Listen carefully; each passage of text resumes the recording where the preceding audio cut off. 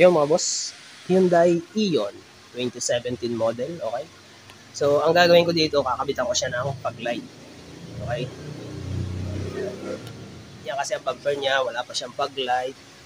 Okay, dito sa kabila. So, ayun. Ang gagawin ko diyan, kakalasin ko yung bumper.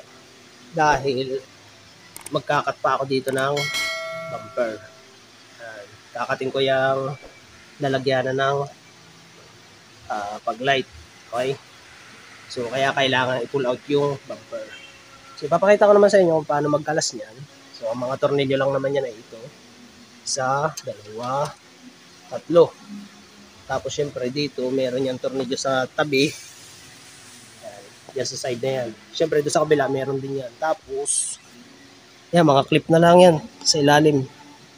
Madali lang magbaklas niyan. So, yun. Pakita ko naman sa inyo kung ano yung ikakabit kong pag-light.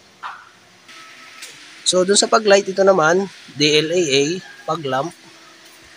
Tapos ay ito. Ayan. Hyundai Ion 2012 onwards. Okay? So, yung ano natin, 2017. So, pares lang naman yan. Okay? Ayan, tingnan natin yung loob. So, yung loob niya, yung kasama niya mga parts. Yun, nakabubble wrap pa mga boss. So, ito yung pag-light niya. Ayan. So, pang anong side dito? So, yan. Tingnan natin. So, ito yung pangkaliwa. Ayan. Okay. So, ang ilaw niya ay 880. So, dito naman, kasama niyang wiring. Ituro ko rin sa inyo kung paano mag-wiring. Ayan, may kasama ng relay yan. Iba lang ang switch niya. On-off lang siya. Okay. So, yun lang. Tapos, syempre, may kasama siyang free na dome light. Ayos, ah. Tapos ito. Tapos ito, clip. Para sa wiring. Tapos ay ano yan, cable tie. So, yun. Ito yung isang, ano niya, pag-light. Ito yung pangkanan. Okay. So, yun. Kakalasin ko na muna yung bumper. Okay na ito. So, yun. Let's go.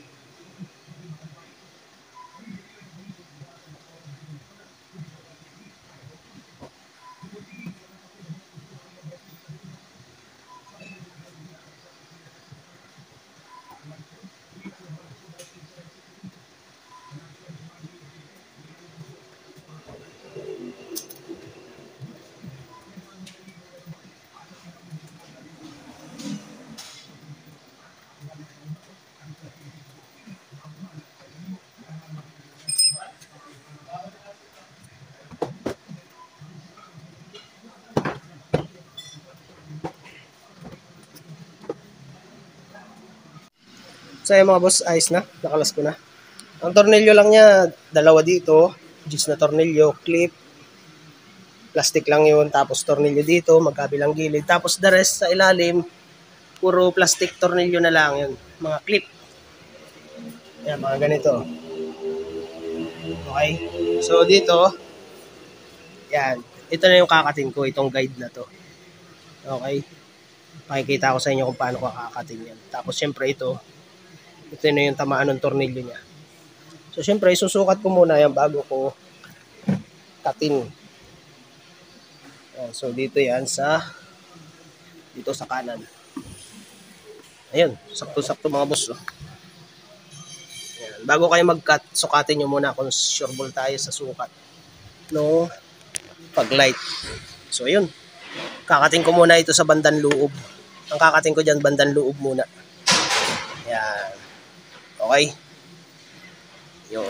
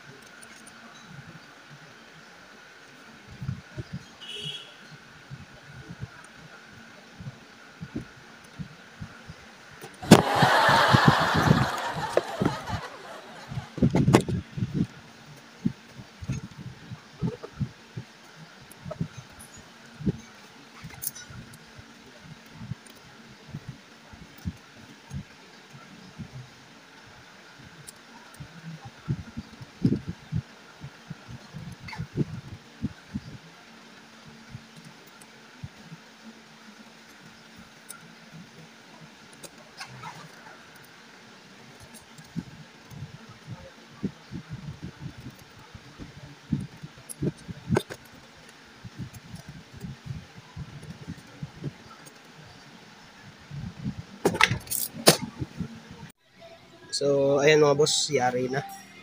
Nabutas ko na. Yan ang tinabas ko dyan, yung pinakang lining niya dito sa loob. So, cutter blade lang ginamit ko dyan. Utay-utay lang. Kita nyo naman sa video. Yan. Kailangan utay-utay lang yan. Kailangan pantay na pantay yung pagkakakat. Siyempre, dito sa kabila, ganun din. Yan.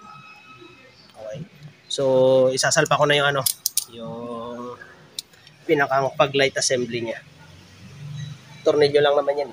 4. So, ayun. Okay. Okay, ano nga mga boss, nalagyan ko na ng tornilyo na, ikabit ko na. Ito sa kabila. Mamaya ko na ipapakita sa inyo kung ano itsura niya dun sa labas ng bumper. Okay. So dahil wala siyang kasamang tornilyo, nag-provide na lang ako dyan. 8 tornilyo yan mga boss. Yan. Okay. 8 tornilyo. So mag-electrical naman ako. Kakabit ko na yung wirings niya. Okay, ganito naman mga boss ang ginawa ko sa electrical niya. So dito, inilinya ko muna siya. Sinukat ko siya ng ganyan. Mas mahaba ang allowance, mas maganda mga boss. Yan. Tapos dito, nag-drill lang ako. Dito sa panel niya. Yan. 1, 2, 3. Nakabumitaw ito. Lalagyan ko pa ng cable tie. Bali, 4 yan. 1, 2, 3, 4. Kikable tie ako pa ito. Okay, tapos dito, may butas yan dito. Yan, nilagyan ko rin siya ng cable tie dyan. So, dito, ganun din. Tapos dito, naglagay din ako ng butas. Yan, 2. Yan. Ganyan ang setup niyan mga boss. Okay, pagdating dito, syempre hanggang dito lang yan. Tapos dito, ituturo ko din sa inyo yung setup no electrical niya. So dito, yung kulay white niya, ito yun. Ito na yung papunta doon sa loob, sa switch. Ito yung ililinya ko sa papunta sa loob. Mahaba yung wire yan. Tapos itong may fuse, rekta sa battery. At syempre yung isa, yung black. Yan. rekta yan sa ground. Doon din sa battery. Yan. Wala pa akong pinuputol dyan mga boss. Okay. Pakita ko lang sa inyo kung saan ko ipupwesto ito. Yan. Dito ko yan ipupwesto mga boss. Yan. Yan. Okay. So yun. Ililinya ko na muna itong white na wire papunta sa loob. Tapos itatap ko na itong mga to dito sa battery. Positive at negative. Okay. Yan mga boss, na ilinya ko na yung relay. So dito ko na nilagay yan yung pinakang relay niya. Tapos ito yung fuse. Yan. Dito ko nilinya yan mga boss. Ayan, oh. So yung positive niya nakarekta sa battery. Negative. Ayan. Okay. So dito yan nakatap. Nakalinya. Ayan. Okay. So ito. Yan. Dito yan nakalinya. Tapos itong puti na ito. Yan. Ilulusot ko yan dito mga boss. Diyan sa fender. Yan. Dito naman yan makukuha. Okay. So kinalas ko na ito. Itong panel na to. Bunot lang naman yan mga bossing. Bunot lang yan. Yan. Hilahin nyo lang yan pataas. Then hila din pag anon. Medyo magaganit-ganit lang. Gawa ng bakal lang clip niya. So dito. May kakalasin lang kayong rubber dyan. Dito sa gilid na to. Yan. Dito yan nakalagay mga boss. So kalasin nyo yun, butas yan. Dito. Ayan o. Okay. Ayan o. So dito ko na palulusutin yan boss. Maglulusot lang ako ng kawad dyan. Dyan sa fender. Ayan, kita nyo doon sa labas. Ayan o. Dito ko na palulusutin yung rubber. Yung wire na puti. Yun yung pinakang switch nya. Okay. So ayan, palulusutin ko na muna. So dito naman mga boss sa loob. So nailabas ko na dito yung wire. Ayan, okay. Nakalusot din sa rubber. So dito, ito na yung switch. Okay. Dito naman sa switch na on off. Yan, napansin nyo, binunot ko muna. Pero tinandaan ko yan kung alin dyan yung color coding. So dito, kinalas ko yung panel niya. Dito ko kasi ilalagay yan eh. Yan. Kalasin niya ito mga boss at may tornilyo yan dito sa loob eh. Ilan lang yung 3. Yan. May tornilyo yan dito, 2. Tapos dito, 10 na tornilyo. Yan. So tinutuklap lang naman itong gilid na to eh. Yan. Meron yung kanal dito sa gilid. Yan. Yan. Yan yung sisikwatin nyo. Tapos maaangat nyo na yan. Tapos may tornilyo dito sa gilid. Tapos hila lang yan pataas. Kahit hindi nyo nabunutin lahat yan, kaya naman nandukutin dito yung tornilyuhan niya. So dito, nagbutas lang ako na sasakto yung puwitano switch. Ayan. Tapos nilagyan ko siya ng kanal mga boss. Ayan o. Para dito sa gilid. Ayan. Okay. So doon naman sa park light, nakuha ko na yung park light niyan mga boss dito naman. Ayan. Pansinin nyo ito yung kulay dilaw. Ayan. Marami kasi itong dilaw na to eh. So ang pipiliin nyo dyan, kuhain nyo itong 3 ito. Yung pinaka-sentro sa gitna.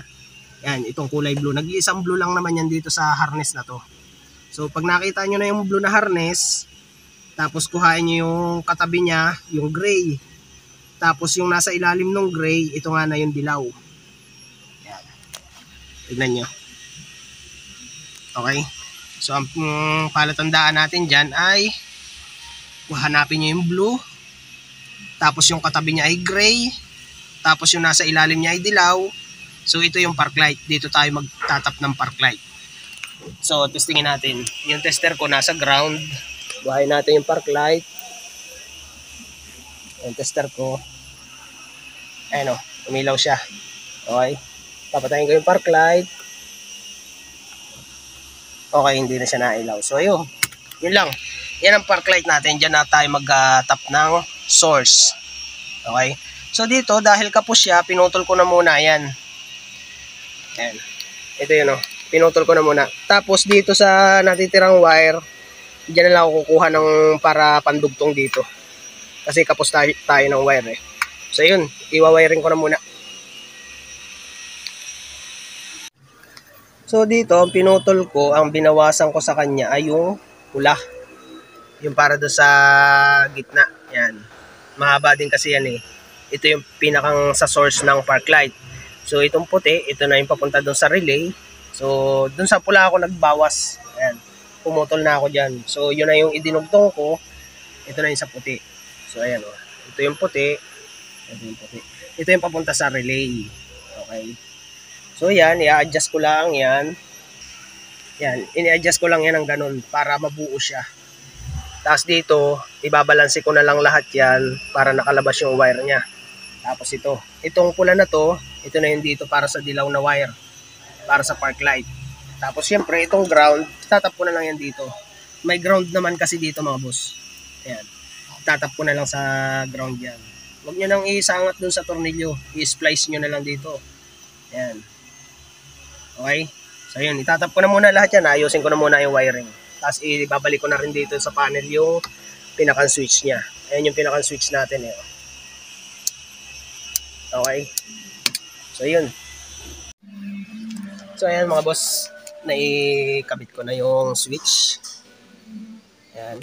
So dito, i-missing ko na lang yung wire niyan. Dito, naitap ko na rin yung red. Siyempre, dito sa dilaw, sa park light yan. At siyempre, yung ground, dito ko na tinap yan sa medyo maliit na wire. Ayan. Malaki kasi itong wire na to eh. Ayan. Yan yung ground. Ayan. So ito, i-missing ko na lang yung mamaya. At ito, titipan ko na lang ulit yan. Ayan. Subukan natin. Okay. Park light. Pag ini-on natin yan, yan, magkakaroon siya ng liwanag, kulay green. Ayan. Okay. Pag ini-off mo, park light. Pag ini-on, okay. So ayun, bubuuhin ko na lang to. Tapos doon sa unahan, bubuuhin ko na lang din. Tapos ayun, okay na. Okay, pakita ko na sa inyo kung anong style yung wiring natin. Yan. Na-imiss ko na yan mga boss. Naka-strap yan. Ayan, naka-strap din yan. Tapos yung ground niya. So, ipipix ko na lang yan. Pakita ko rin sa inyo yung wiring doon sa labas. So, ito yung relay, fuse, terminal ng positive, terminal ng negative, rekta sa battery, wirings. Okay? Ayan. Tapos dito yung nakadaan. Ayan. Okay? Ayan. Naka-cable tie. So, ayan. Okay na yung electrical wiring. Switch, relay, fuse. Ayan. Ayos na ito. I-fix ko na lang. So, ayan. Bubuuhin ko na lang tapos final test.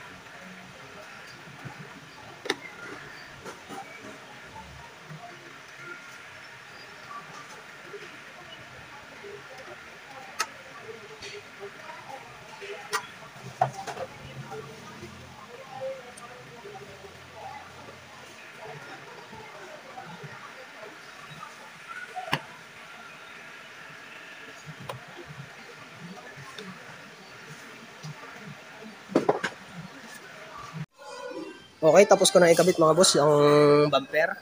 So, ito na yung fog light. Kalasin ko na muna. Okay. 880 ang bulb niyan mga boss. Okay.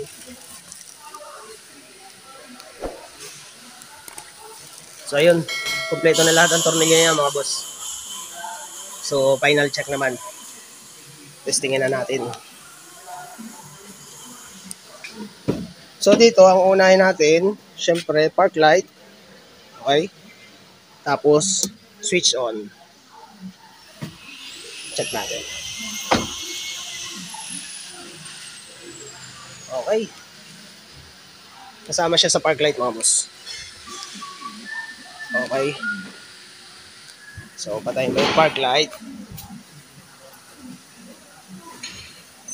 Pag pinatay ang park light mga boss, patay din yun sa switch. Okay. So, kung mag-headlight tayo, pwede nating i-off yung pag-light. Yan, may separation switch.